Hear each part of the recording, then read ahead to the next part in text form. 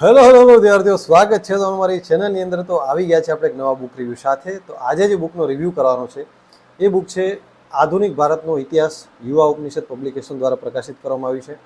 અને આ બુક છે તમારી તમામ પ્રકારની સ્પર્ધાત્મક પરીક્ષામાં ઉપયોગી નીવડેવી છે. તો આનો ડિટેલમાં રિવ્યૂ જોઈએ કે આની અંદર કઈ કઈ માહિતી આપેલ છે, તમને કઈ રીતના ઉપયોગી થઈ શકે છે. તો એકદમ સરસ મજાનો આનો ડેપ્થમાં આપણે રિવ્યૂ જોવાના છે, તો વિડીયોને છેલ્લે સુધી જોજો. તો આપણી પાસે અત્યારે છે આધુનિક ભારતનો ઇતિહાસ, એકદમ દળદાર પુસ્તક છે, બરાબર છે. આવનારી તમારી યુપીએસસી, જીપીએસસી જેવી વિવિધ પરીક્ષાઓમાં તમને ખૂબ ઉપયોગી નીવડી શકે એમ છે. પાછળ પુસ્તકની વિશેષતા આપેલ છે, આરામથી પોઝ કરી વિડીયો અને જોઈ લેજો. અને વિશેષ આકર્ષણો પણ આપેલ છે, એમાં ગાંધીજીના વિચાર છે, સિદ્ધાંત છે, 7 પાપો ને બધી વસ્તુ આવરી લીધી છે, જે ઘણીવાર તમને મેન્સ આન્સર રાઇટિંગમાં ઉપયોગી નીવડતું હોય છે. ક્યાંક ને ક્યાંક એ પર્યાવરણ, સામાજિક રીતે કે બધું આપણે અંદર જોઈએ છીએ. સરસ મજાનો ફોટો છે, અને આ ફોટો ક્યાંથી સંદર્ભ લીધો છે પણ પાછળ અહીંયા આપી દીધેલું છે, બરાબર, અહીંયા આપી દીધું છે. તો હવે આપણે જોઈએ આની અંદર. તો એકદમ ડેપ્થમાં રિવ્યૂ જોશો એટલે વિડીયો છેલ્લે સુધી જોજો. વિડીયો લાંબો હોય તો ટેન્શન ના લેતા. તો હવે વાત કરીએ, પહેલાં તો અહીં અભ્યાસક્રમ આપી દીધો છે, એના માટે કયા પ્રકરણ તમારા ઉપયોગી થઈ શકે છે એ આપી દીધું છે. આ યુવા ઉપનિષદની ડેમો કોપીમાં પણ આ તમને ઉપલબ્ધ મળી હશે, ત્યાંથી પણ તમે જોઈ શકો છો, તો પોઝ કરી શકો છો. અને પ્રકરણનું છે ને ભાગ વાઇઝ આપી દીધું છે, કે ભાગ 1, ભાગ 2 એ છે. એની અંદર જેમ કે યુરોપિયન પ્રજાનું આગમન છે, એની અંદર 3 ભાગ, કે ભાઈ પહેલાં મુગલો આવ્યા, પછી યુરોપિયન પ્રજાનું આગમન થયું, બ્રિટિશનો વિસ્તાર થયો, વિદ્રોહ થયો, તો વિદ્રોહ પહેલાં, વિદ્રોહમાં ટાઈમે, વિદ્રોહ પછી શું થયું, એવી રીતના ભાગ વાઇઝ આપી દીધું છે. અને એ ચેપ્ટરનું નામ કન્ટિન્યુઅસ છે, એટલે વાંધો નથી, બરાબર. અને પાછળ અહીંયા આપી દીધું છે કે પુસ્તકમાં સંદર્ભ સારો એવો લીધો છે, એટલે આપણે એ પણ ટેન્શન નથી. કદાચ કાલ સવારે પ્રશ્ન વાંધારજી થાય તો આપણે આ પુસ્તક વાંચ્યું હોય, જો આ બધો સંદર્ભ લીધો છે આની અંદર, બધું પ્રાચીન મધ્યકાલીન એનસીઆરટી, જીસીઆરટી, ગાંધીજીની આત્મકથામાંથી પણ ઘણી વસ્તુ લીધી છે, એટલે ખૂબ સારો સંદર્ભ છે ને બહુ સારી બુક બનાવી છે. તો પછી આપણે વધુ સમય ન બગાડતા પ્રકરણનું નામ આપી દીધું છે. પછી અહીંયા એના અલગ અલગ પ્રકરણનું નામ 1, 2, 3, 3.1, 3.2, તો આરામથી પોઝ કરીને જોઈ શકો છો. અથવા તો યુવા ઉપનિષદની ટેલિગ્રામ ચેનલમાં ડેમો કોપી હશે, ત્યાં કમ્પ્લીટ ઇન્ડેક્સ આપેલ છે, એટલે ત્યાંથી જોઈ શકો છો. કેમ કે એમાં આપણે વધુ સમય નહીં બગાડીએ. અંદર કન્ટેન્ટ કેવું છે એના પર આપણે ધ્યાન આપીશું, કઈ કઈ રીતના વસ્તુ આપેલ છે એના પર આપણે વધારે ધ્યાન આપશું. આ રીતના આખું આપી દીધું. પછી જ્યાં જ્યાં ટેબલ છે, હવેથી મોસ્ટ ઓફ એવું કરે છે બધા કે ટેબલની ઇન્ડેક્સ પણ આપી દે છે એની અંદર, કે ટેબલ ક્યાં ક્યાં, જેમ કે આપણે કોઈ વર્તમાનપત્ર સામયિકો છે, તો એના ટેબલ ડાયરેક્ટ જવું છે, તો અહીંથી 1857 વિપ્લવ સમય ક્યાં ક્રાંતિકારી ક્યાંથી લડાઈ કરી હતી, તો એનું ટેબલ પર જવું, ડાયરેક્ટ અહીંથી આપણે જઈ શકીએ, એટલે એ પણ ઇઝી રહે ડાયરેક્ટ. તો એ ક્વિક રિવિઝનમાં કામ લાગી શકે. પછી ચાર્ટ, જ્યાં જ્યાં ચાર્ટ આપેલ છે તેના અહીંયા ક્રમ આપી દીધા છે, બરાબર. જ્યાં જ્યાં ઇમેજ, મેપ જ્યાં આપેલ છે, ભારતના મેપમાં હશે કે ભાઈ અહીંયા વિપ્લવ થયો હતો, તો અહીંયાથી આ આક્રમણ થયું હતું, અહીંયા થયું હતું, તો એ બધી વસ્તુ પણ છે અહીંયા ચાર્ટ. અને પછી અહીંયા વ્યક્તિનું નામ પણ આપેલ છે, વ્યક્તિ વાઇઝ પણ આપેલ છે. આ બુક નવું આવેલું છે, જેમ કે લોર્ડ વેલેસ્લી વિશે વાંચવું છે, તો અહીંયા આ પોઈન્ટ નંબર પર જશો એટલે તમને મળી જશે. રુદલાબેન સારાભાઈ વિશે સાંભળવું છે, તો એ અહીંયાથી આપણે તરત ખબર પડી જશે. તો એ બધા અહીંયાથી તમને. પછી અહીંયા પૂછાયેલા પ્રશ્નો જે છે એનું સંદર્ભ પણ આપેલ છે, એટલે કે કયા વર્ષે આધુનિક ભારતમાંથી કેટલા પ્રશ્નો પૂછાણા છે, તો તમને આઈડિયા આવે કે આ ચેપ્ટર અગત્યના છે. ચલો તો સ્ટાર્ટ કરીએ. પહેલાં તો આધુનિક ભારતનો ઇતિહાસના સ્ત્રોત આપેલ છે, સરસ મજાનું, એકદમ પ્રિન્ટિંગને બહુ સારું છે, વાંચવાનું ઇન્ટરેક્ટિવ લાગે એવું.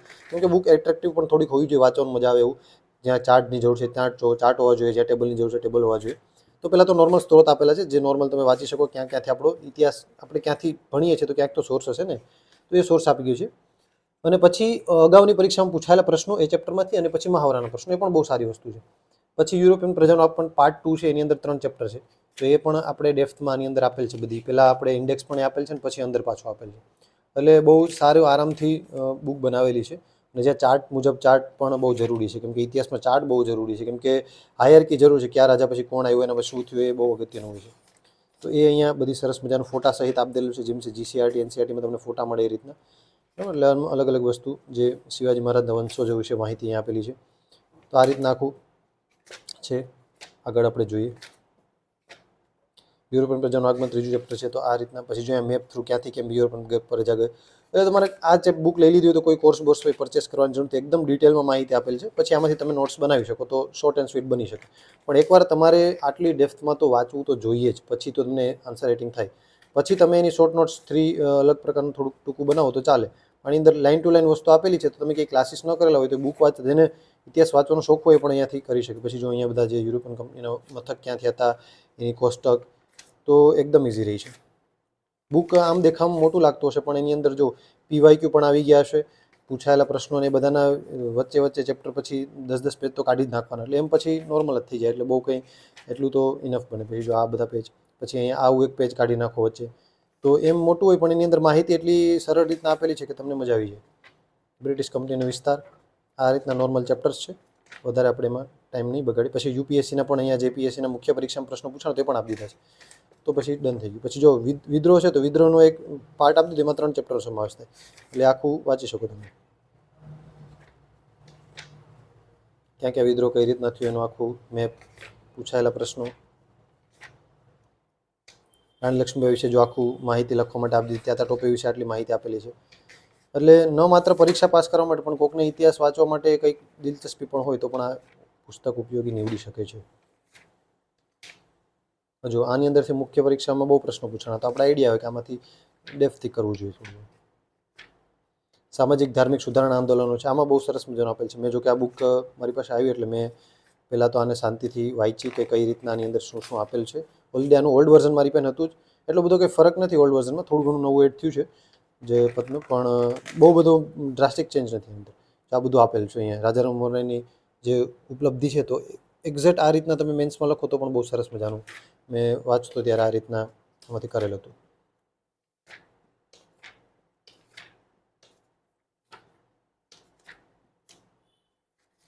ડૉક્ટર ભીમરાવ આંબેડકર સાહેબ વિશે પણ અહીંયા આપેલું છે.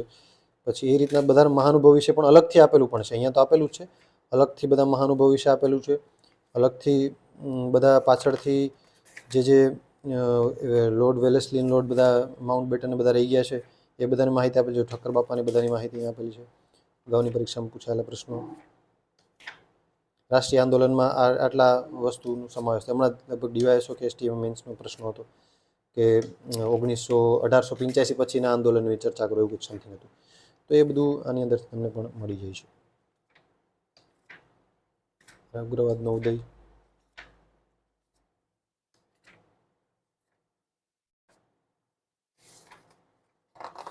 ક્રાંતિકારી પ્રવૃત્તિઓ,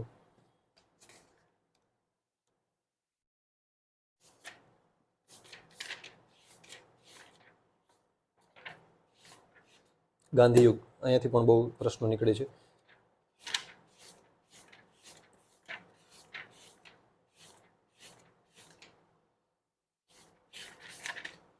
આ યુપીએસસી સુધીની પરીક્ષા માટે તો ઇનફ જ થઈ જાય છે આની અંદર જે કન્ટેન્ટ આપેલ છે પ્રમાણે મેં જોયું પ્રમાણે. પછી અને કેમ કે સ્પેક્ટ્રમ ઘણા વાંચતા હોય પણ ગુજરાતીમાં સ્પેક્ટ્રમ અવેલેબલ નથી, પણ ગુજરાતીમાં સ્પેક્ટ્રમનો એક વિકલ્પ આ બની શકે તમારા માટે. દાંડીકૂચ તો આખો એનો મેપ સહિત બધું આપેલું છે. આઝાદ તરફનું પ્રયાણ છે 1918 થી 1938 થી 47 સુધીની બધી ઘટનાઓને ક્રમવાઇઝ આપી દીધેલી છે.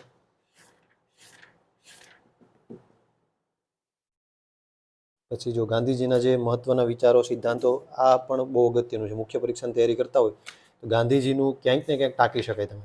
સામાજિક પ્રશ્નો પૂછાય, આર્થિક રિલેટેડ કંઈક પૂછાય તો આ રાજકીય, ધાર્મિક તો ક્યાંક ક્યાંક લખી શકો તમે, એટલે બહુ સારું ઉપયોગી નીવડી શકે.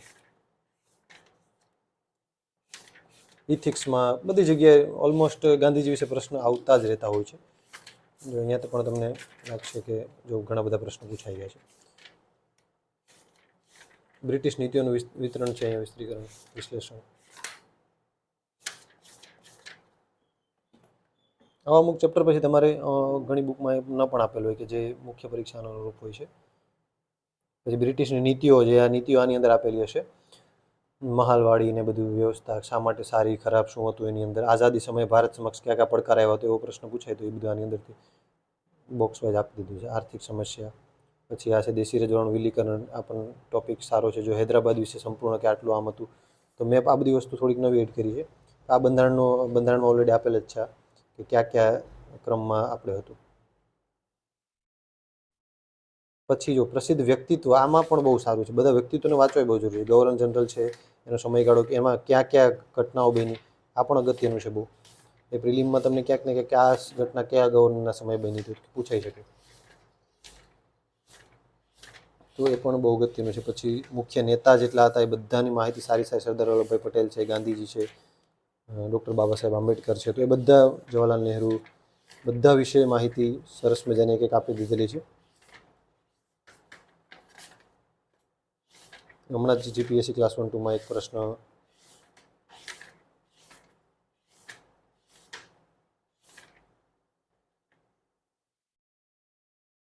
સિસ્ટર નિવેદિતા, પછી વર્ડ મુખ્ય વિશ્વ ઇતિહાસ પણ આપી દે, જે ઘણીવાર આપણે જીપીએસસીમાં તો ઓછું પૂછે છે પણ યુપીએસસીમાં હોય છે વિશ્વ ઇતિહાસમાંથી, વર્લ્ડ હિસ્ટ્રીમાંથી પ્રશ્નો હોય છે, તો એ પણ અહીંયા કવર થઈ. એટલે તમે યુપીએસસીની તૈયારી કરતા હોય ગુજરાતી મીડિયમમાંથી તો પણ આ એક બેટર ઓપ્શન તમારા માટે રહી શકે છે.